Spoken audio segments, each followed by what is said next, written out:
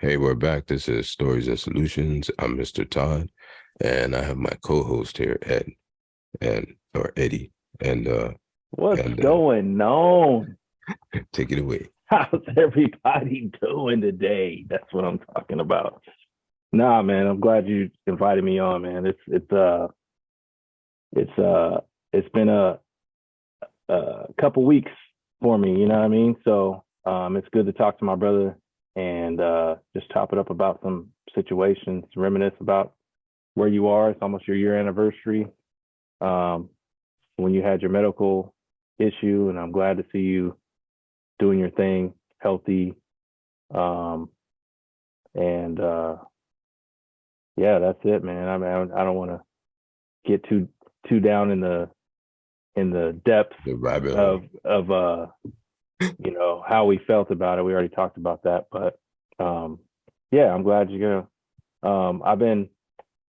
I know we were talking about this a little bit earlier when you invited me on. You asked me if I had anything that like that I had on my heart or on my mind that's been going on, and recently I've I'm a member of a particular club in town that helps youth, and what I'm seeing, I have a 17-year-old son. What I'm seeing with some of his peers are them going into continuation school because they're struggling with being in the general, we won't call it gen pop like it's prison, but the general population of school. um, and these kids have really struggled with those 2 years of the pandemic and not being able to be in school. um, there's Be actually around yeah people. there's actually second grader. I was talking to someone the other day. There's second graders that are just learning their letters because they've never been in school, Well, right? yeah, They weren't in school through kindergarten or first grade. So yeah. It's my daughter. now, yeah, I talked to She's an her first year. administrator. Yeah, I talked to an administrator that was telling me from a social impact that the behaviors that they're seeing normally kids go through in seventh and eighth grade, they're now seeing in ninth and 10th grade. So the administrators and the teachers in high school are having to deal with a whole different dynamic that they're not used to, right? Getting kids to sit down and, you know, not play grab ass or in the yard and stuff like that because They're they're not emotionally used to it. immature. Yeah, they're emotionally immature. So that all leads to we're going to have a section of kids that just aren't prepared to go to college and traditionally to a traditional college. And traditionally, that's been the machine, right? You go through school, your counselor's trying to get you to the next level, whether it's community college, university, right? And it's rarely a push for the guy or the gal who just like, hey, I want to be an auto mechanic or I want to be an electrician. These are great skills that our society needs that pay well, right? Mhm. If you get ASC certified, for example, OSHA 30, OSHA 10, certified welders, so forth and so on. Um, and you can make good money right out of the gate, right? And not have that college debt.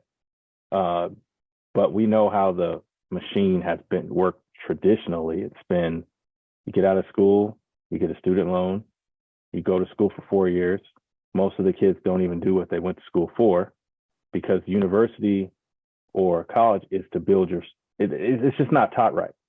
To me, Yeah, when you go to school, it's yes, you can gain that piece of paper and that knowledge, but it's the primary goal for school is what I tell my son is to build your professional network. That's it. It's not it's not necessarily what you do in that school. For example, if you will go to USC, which is down the street from us, right? Great alumni association, right? If you graduate from there, you go to there, you're in the club. So now hmm you can reach out to different people, right? You go to Anderson Business School at UCLA, you're in the club, right? So that's what that's about. But not everybody, has that aptitude or that drive to want to go through school. Not everybody's a great student. So if you that's can, I was gonna say. yeah. Not like um ironically I teach, but I'm a terrible test taker, Hmm. right? Because it creates anxiety. I think that's what we were talking about earlier. Right. Like but that's what they were created for. Hmm. It makes money. Right. So And is it really testing you on the important things, right? We've talked about this in the past.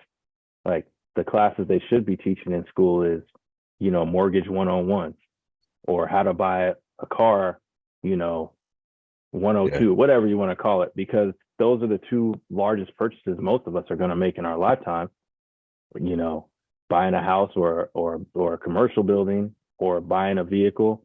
And nobody wants to talk about that. How do you negotiate? Can you negotiate a rent? Can you negotiate a insurance policy, right? How do you shop around for that kind of stuff?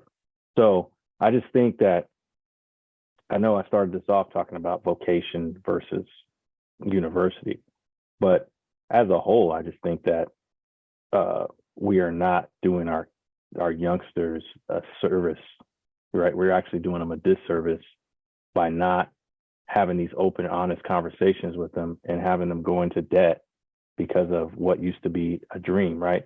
During the pandemic, I know several parents that were actually paying dorm fees for kids that couldn't go to class because the school mandated that they keep that or they would lose the room. You know what I mean? Yeah, but So you can if you get a lawyer, they're gonna make them cease uh, and yeah, I got you, but I'm just saying that that's the kind of stuff that's going on, right? So imagine uh, if you don't have the money to send your child to school, but it's always been your dream. Like, oh, that's the first one of our family to go to college, right?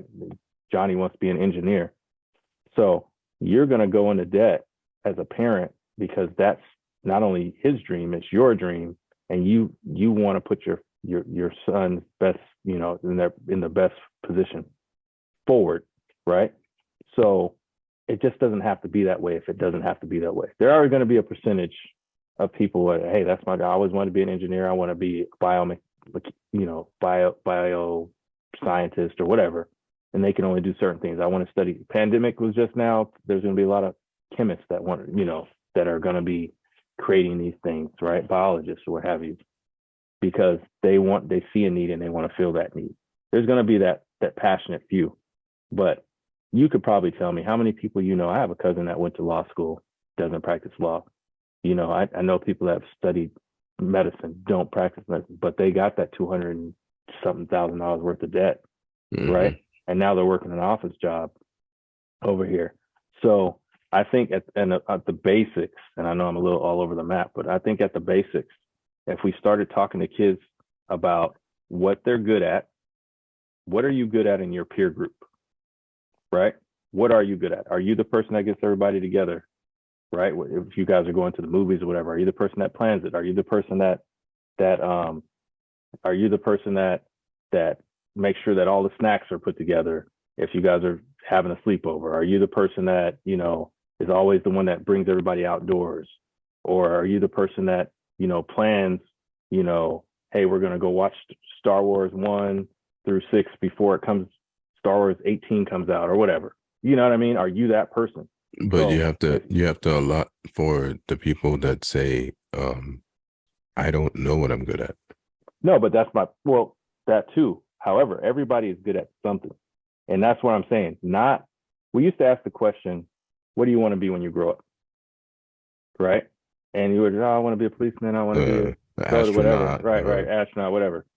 If you ask, what are you good at? Number one, right? Doesn't have to be a complicated answer, right? You're good at reading people. You're good at, you know, um, behavioral things that are behavior. You have emotional intelligence, right? You know that from the gate. So maybe then you go and say, okay, well, if I'm good at reading people, I'm going to go and figure out what jobs take that skill set and I can maximize my earning or whatever in that skill set. So you look at it and you go, oh, I can be a behavioral therapist, I can be a psychologist, I can be a MFT, I can be a doctor, I can be whatever. And then you go and you take those jobs and you go, all right, let me go talk to somebody in these 5 professions, right? So the school or the advisor or whoever, your parents, whatever, help you go, okay, let's go talk to Dr. So-and-so. How long did it take you to become? I had to go to undergrad 4 years. I had to go, to get my master's, took me 3 years, and I had to do my internship. So 9 years down the road, and I'm making minimum for a doctor. Now 15 years down the road, I'm still paying my school loans and doing such and such. You could look at them and be like, well, you know what? I'm not good at taking tests. I don't like school that much. I'm not going to do 7 years of school. So that's out, right? Okay, I can be an MFT. All right, that's only going to take me this much. I can do 4 years. Or I can be behavioral therapist, right? I can do some training over here, get a certification, whatever. Okay, I think I'm just going to be a behavioral therapist. They make $75,000 a year, right? I can live in, either central California or I can live in Chicago, wherever I want to live. And then, that money will take me pretty far. I can live in Dallas, whatever. You can make a more educated decision off of that. You don't have to But go you in the need hog.